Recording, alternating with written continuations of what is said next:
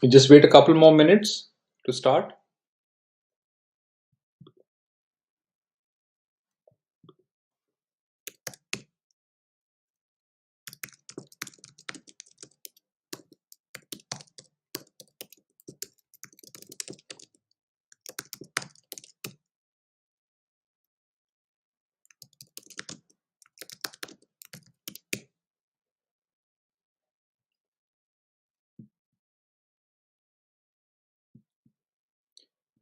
Okay, great. So this is Kunal, and I wanted to cover a few things.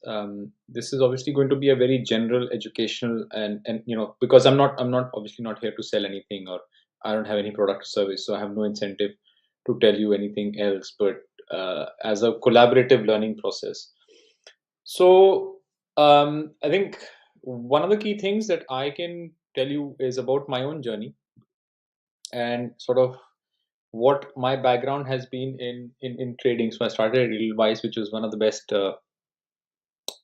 companies in terms of prop trading, and I learned a lot. But what I learned there was not relevant to what I'm doing now, because what we used to do there was very different. Like, it's more institutional trading. So a lot of the sales traders, institutional traders, what they do, they deal with institutional clients. They don't have the same perspective because they're not really trying to make. Most of them, at least, are not trying to make money from the markets. They're just trying to execute. So the other thing is of course is that trading is just one part of what I do, and it's an important part, but it's not everything. And I think for a lot of people that should be the case, unless of course you've reached a level of, let's say, managing millions and billions of dollars. And I can assure you, even those people have for them trading is not everything, because if it does become everything, then the results will not be that great. And I this is my take on it. This is all that I have learned is from others. There's nothing original here. You don't necessarily have to be original to be successful. Now, one of the motivations for me to do this live stream was, a lot of people asked me, been publishing the results on Sensible, that, how do you achieve these results? What do you do? So I can definitely tell you that, of the four levels which I know that traders are, like 80% will lose money. I'm not really at the elite level or whatever, but I've gone through the journey for about, a number of years, 10 odd years. So I know the steps that you will have to take if you want to make trading sort of your full-time career. So okay, so in terms of the stages, I think 80% of small traders lose money, and that's fairly obvious. I think that's a statistic that's given by a lot of brokers as well. Then I think the next stage for you in terms of your evolution will be, can you match bank returns, which is like 8, 10% or 7%? And that those two steps alone, I think, like 90 to 95% people are actually stuck in that. And by traders, I mean people who are looking at making money on absolute sense, not benchmark to the index, not benchmark to the Nifty. I think the next, if you can break out from step one, stage two, which really depends on how much time or how much effort you're willing to put in. The stage three is where you would beat mutual funds, like 20-25%, where you start beating on your own portfolio. So if you can actually see from this statistic, like 95% of the time, you are actually better off putting your money in a bank and doing something else. So, which is also probably the case with a lot of, if you start a company, that would be exactly the same thing. And then I would say at the elite level, which I don't know what it looks like right now, because I don't think I'm there yet, will be people who are doubling their money every year. And whether it's investments, day trading, it doesn't really matter what you're doing. But those are the people who are making the big. So I'll talk about the various steps. My guess is that a lot of people will probably be at step two, step one, step two. So okay, moving on to the next step, I think is, I'll talk about what I think traders at the best level do, and what they honestly what they don't do. Right. So one of the things that realizations that actually came to me, and this was quite late, is that holding on to a losing position, right? And we all know about that, but if you understand the psychology, it might be slightly more helpful. And all of this is from like as I said, I've there's nothing original here. It's from probably from Mark Douglas's book. Is that if you understand, like if you bought a stock at $100 or 100 rupees, if you bought something at 100 rupees, and the only way you can make money is if it goes to, let's say, if the step is 10 paisa, right? So the only way you can make money is it if it goes from 100 to 100.1. Let's say if it's 10 paisa. However, so if it has to go from 100 to 100.1 for you to become a winner, you have to buy it, but you will never be able to buy it at 100. If it's trading at 100, you will be buying it at 100.1. So the minute you buy it, you lost 10 paisa because the bid ask is 10 paisa, and you lost STT, brokerage, and all that, and it's probably slightly more. So when you buy a stock, the minute you buy it, any instrument, you're actually a loser. You lost money. So the very act of acting upon your intuition of gut makes you a loser. Now, how do prices actually go up? Right? Whether it's an option or whatever, it doesn't really matter. The price can only go up if someone comes in at 100.2 and buys it, right? So if the bid is 100, 102, they come and buy 102, and it gets marked at 100.1. How can it go to 100.3 for you to be in the money?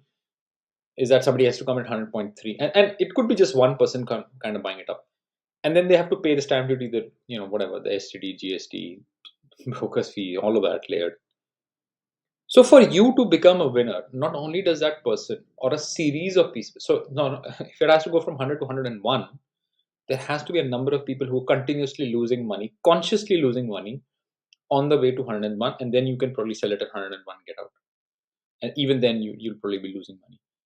So if you understand this deeply enough, it means that people, for you to be a winner, a series of people continuously above you have to become losers, right? And consciously become losers, like consciously take that trade and become a loser. The corollary is that, like, if you get into a trade, are you sure there is a whole series of people in front of you who are going to lose money and allow you to leapfrog them and get out like that? So now when the stock actually goes down to 99, you need an even bigger list of people to actually come in, lose money, and get you to break even or beyond. Now, so does that give some sense? Now, that's why I never feel bad about taking a loss. Like the minute I lose money, I'll take it. Because for you to be a loser or so for you to be a winner, it is going to take so much effort. So you should never ever, that's the reason why if the stock is now 99, 98, 97, can you see the amount of money that needs to be lost consciously by people to get you back? So just cut it. Like, you will get a better chance. I think that one thing by itself has helped me a lot, because now I'm able to just, you have a loser, you take it. You have a loser, you take it. You have a loser, you take it. Now, whether it's quant trading, option trading, normal trading, cash, it doesn't really matter. The concept is exactly the same. On the flip side of it, I think what the other problem, now you can take a loss. Now, what the other side of the problem is now, and I might get into some charts on this, is that you need a big enough stop loss, because a stock will have a normal movement, right? There's no way that you buy a stock, it has a normal reaction. What we're seeing in the market right now with the Nifty's gone down is probably not a normal reaction, and I'll tell you how you can actually judge that. So just change.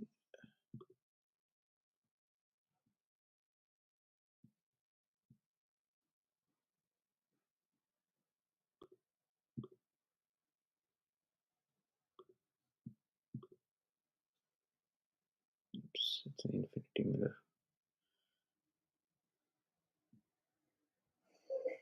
Okay.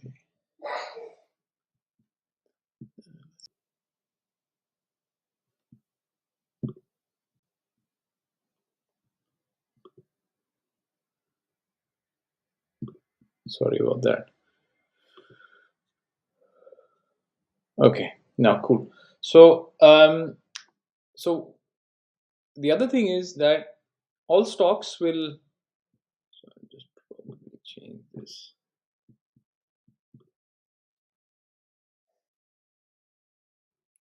will obviously have a normal reaction, and that normal reaction. So your stop loss needs to be um, at a certain level. It needs to have a certain react. Just change this to ITC, and you will see that most of my stock, most of the charts that I have are heavily marked up with things that I'm doing and stuff like that. Anyway, so that's not that important. What is important is that stocks will have normal reaction, right? And you have to be able to judge what a normal reaction versus an abnormal reaction is, right? And so a normal reaction, like this is a very good case in ITC where it had a normal, if you had bought here, it would have had a normal reaction and gone down and then come back up. So you can keep a stop loss which has to, your stop loss can never be a function of how much money you have or how much money you're willing to lose. It has to be a function of the stock's own volatility or average daily range or something like that. So that's the other key thing, is that A, you want to get out of losing positions quite soon, and B, you want to give it enough room to sort of breathe, right? So there will be always positions or points on the chart which are a lot easier for you to take a trade. Which is the key thing, whether it's, again, like whether it's directional, non-directional, like even non-directional, if you're selling options, it's still a directional trade. You're taking a bet that the stock is not going to do something rather than taking a bet that it's going to do something. Now, that's the other key thing, is like, how do you place a stop? I see too many people having extremely tight stop losses. So cut your position, have a wider stop loss. So that's the second really key thing that I want to talk about. The other key thing that, and this was something that I sort of realized, is that if for instance we have the other thing is that news, like how important is news? Like, I, for one, like some people keep tracking every day what's happening in the Nifty, what's happening. So the Nifty is simply a function of a average of like 30 different stocks, right? It's nothing but the average of 50 different stocks. So that means that it is only going to give you the average performance.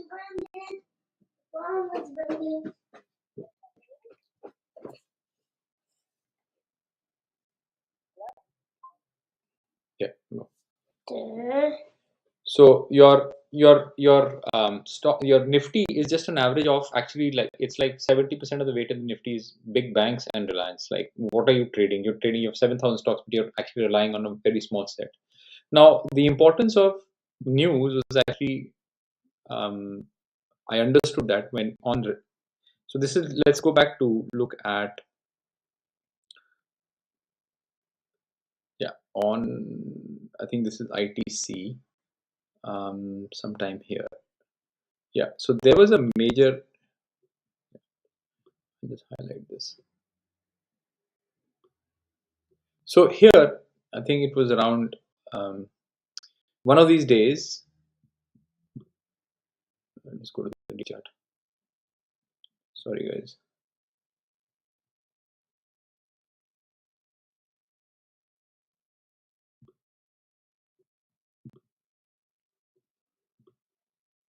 Yeah. So this was the day on which the importance of news was I kind of understood, because this was the budget day, and a lot of people misinterpreted the news. Like, the finance minister was saying something, and suddenly the stock was down like 10% intraday. Now, which tells us that not only do you have to, and this was obviously some institution or some mutual fund selling, and it hit like 10% down, and obviously everybody's stop losses got hit.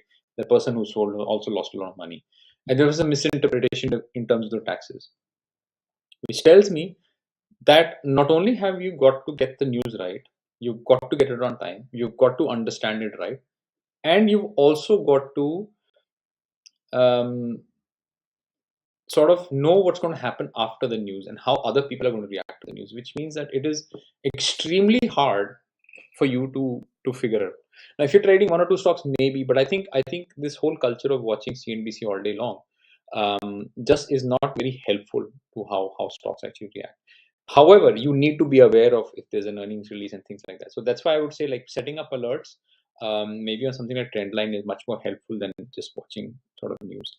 And so this day, and it kind of resumed what it had to do. So it was like, it actually had a probably tailed down to 68 or some ridiculously low price, and then it just continued to resume its journey upwards. So that's the other point that I wanted to talk about, was that, well, news is helpful, but only if you've got all the news at the right time and you understand the implications, which is highly unlikely. All right, so we'll go over to the next point now. I'm having to switch back and forth between this. So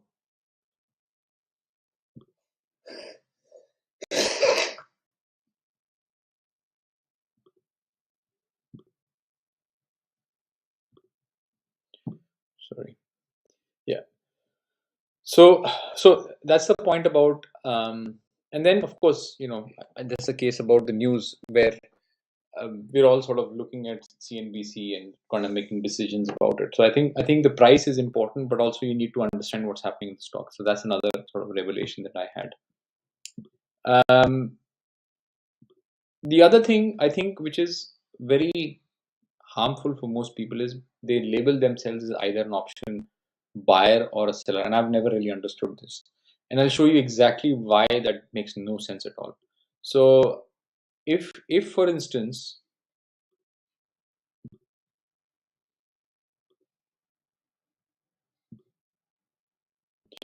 okay, let's look at sensible. I think if for instance you were to look at any stock, let's look at ITC for instance, and if I were to say that, you know if you wanted to, let's say you were confident that it's a good and you wanted to sell the put option, put credit spread, and let's say the IV you were happy with it or whatever. So you would sell this and you would do a spread. And one is, of course, I think anybody who's managing less than a certain amount of money should not be selling naked options, because, as I said, if you are not at level 3, you're better off just putting your money in the bank or giving it to a mutual fund rather than trying to trade it yourself. So if I were to do a credit, like if you were to look at this payoff, let's say I was trying to make this payoff. I think it's not a great payoff, um, but let's say something like this. Okay, let's say if I have this kind of payoff. So you could say you're an option seller and you receive a premium of 12,960. If I flip it over, now you pay 18,000 and then you get the same payoff. So are you seeing how I have been able to replicate the same payoff with an in the money call instead of a put, by paying instead of receiving, and I have the exact. So am I an option buyer or a seller? It makes no sense. The option buying or selling, of course, depends on a number of factors, like where the stock is support, things like that. So I think this whole concept of option selling to receive premium makes no sense, because every nine because if you're not looking at the other factors to help guide your process. So let's say if ITC were near support, I would set up a credit spread, I would be able to hold it on for the next 15 days, things like that. Then I'm a seller. If it's actually rallying up, I would probably buy. The other thing what you can do is, you can even, if I were to remove this, so I can probably not do it from here, but if I were to sell two calls and buy a future, and you can try it yourself here, it becomes a straddle, which is a put and a call. So every position can actually be replicated with other options, right? And that's probably a thing that most people don't realize, is that labeling yourself as someone will only get into trouble, because options are just options. Like, they don't understand anything about, like, the option price by itself doesn't contain any information. It's just the price. So that's the other thing that I want to cover about options. And of course, if I wanted to, you know the other, you should, if let's say if I were to look at, if I believe by November the market is going to be lower,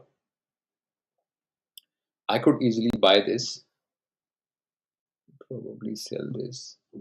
And if I were to look at this, so I can actually put together a 1:7 trade, which will start making money almost immediately that the market comes down, right? And if even if it 78 days to expiry, so let's say if I go here, whatever, even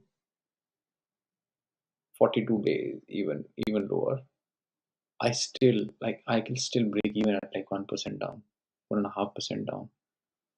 So if the market comes down in the next 45 days by a percent, I'll break even on this trade. So I'm putting down $3,000 and I can make 21,000. Of course, you'll not make the whole thing and you'll not lose the whole thing.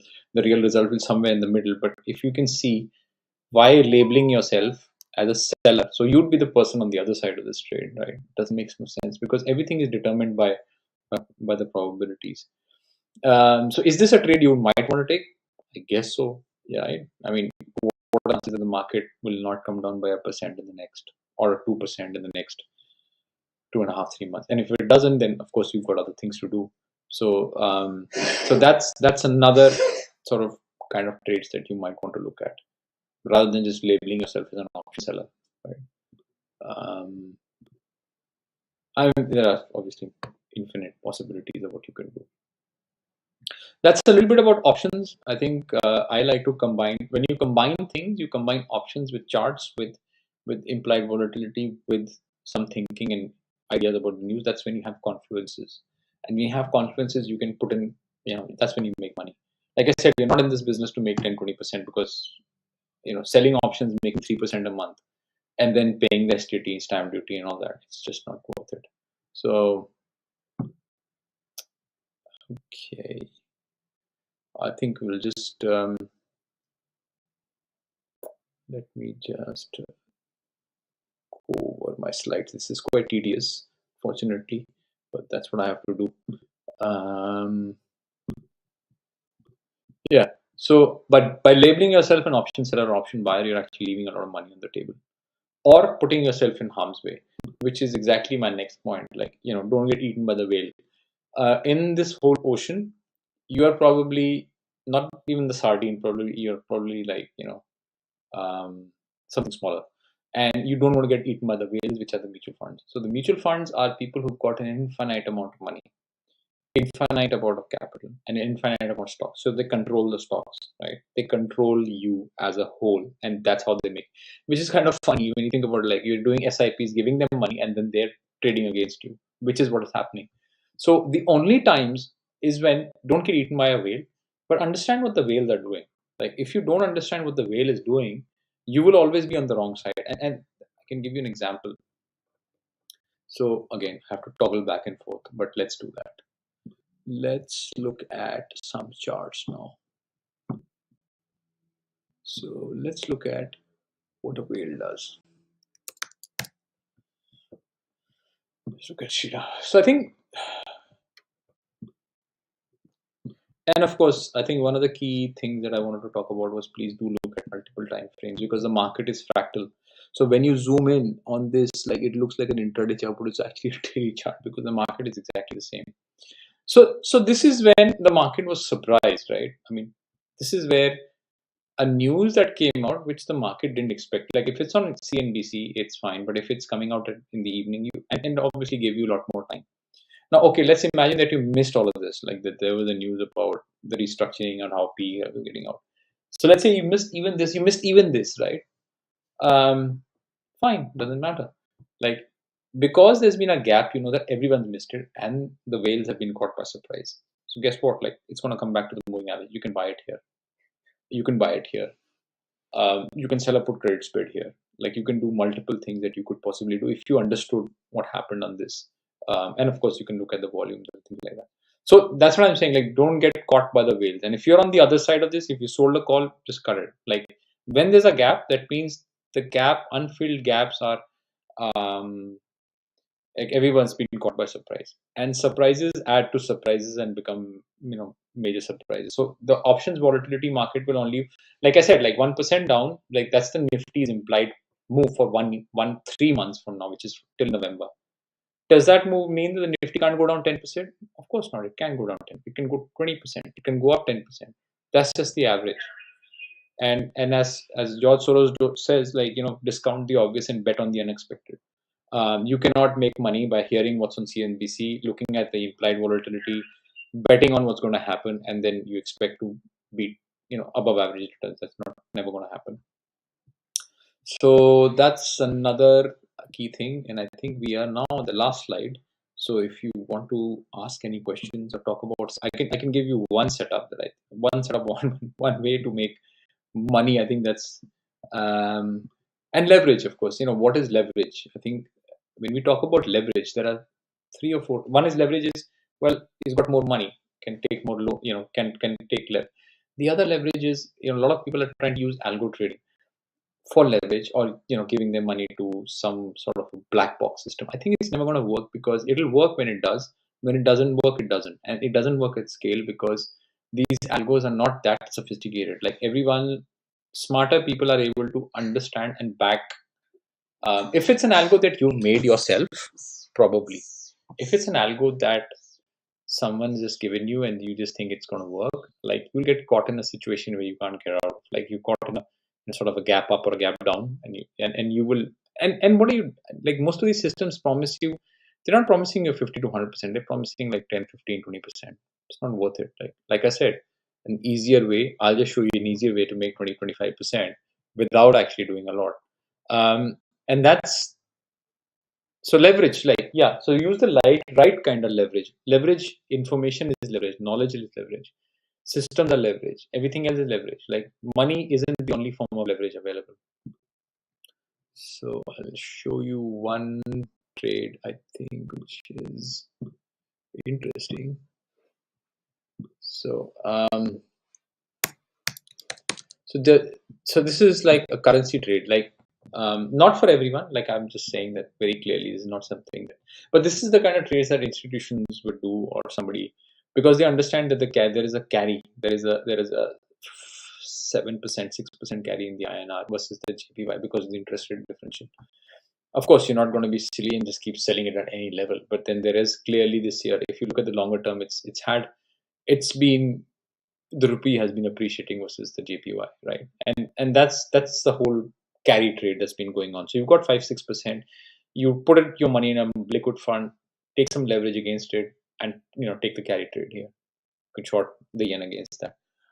Of course, you have to size it up accordingly. Don't go crazy on it. But this is something that can give you 20-25% in a good year. Of course, if there's a massive reaction backwards, which there will be at some point, then you want to be light here and then add at that point. So that's a passive way of making 20-25% or even more, going and doing a day job, and then focusing on trading. So that's all I had for this particular stream. If there are any questions, please let me know. I'm happy to sort of talk about more setups. I think there are infinite ways of making money. You just have to find one that works for you, and then keep doing that over and over again.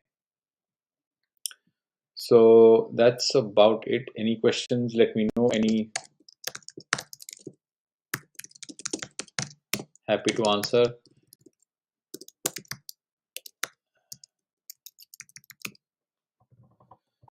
And or else, of course, you know how to reach me.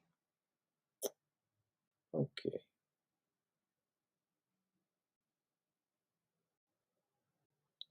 Alrighty. If there are no more questions, I had a few people join. We will probably try to do this once a month. Okay. Thanks a lot. Thank you.